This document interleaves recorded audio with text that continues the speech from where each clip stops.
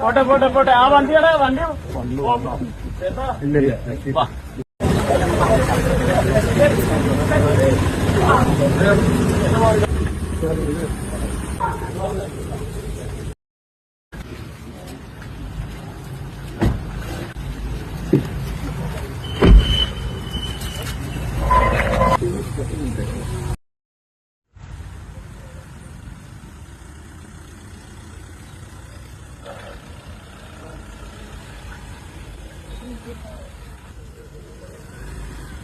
നടൻ സിദ്ദിഖിന്റെ മകൻ റാഷിൻ അന്തരിച്ചു. 37 വയസ്സായിരുന്നു.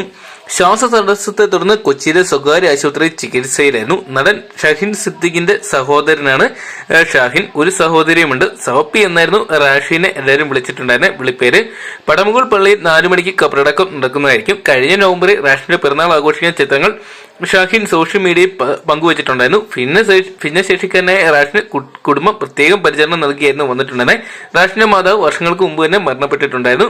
എന്തൊക്കെയാണ് റാഷിന്റെ മരണ വാർത്ത അറിഞ്ഞതിനെ തുടർന്ന് പ്രമുഖ സിനിമാ താരങ്ങളെല്ലാം തന്നെ സിദ്ദിഖിന്റെ വീട്ടിലോട്ട് ഓടിയെത്തുകയായിരുന്നു. എന്തൊക്കെയാണ് അത് പ്രമുഖരെല്ലാം തന്നെ ഒരു നോക്ക് കണ്ട് സിദ്ദിഖിനെ ആശ്വസിപ്പിക്കുന്ന വീഡിയോ ഇപ്പോഴത്തെ സോഷ്യൽ മീഡിയയിൽ ട്രെൻഡിംഗ് ആയിട്ട് മാറുന്ന കാര്യം നമുക്കിപ്പോൾ കാണാൻ സാധിക്കുന്നുണ്ട്.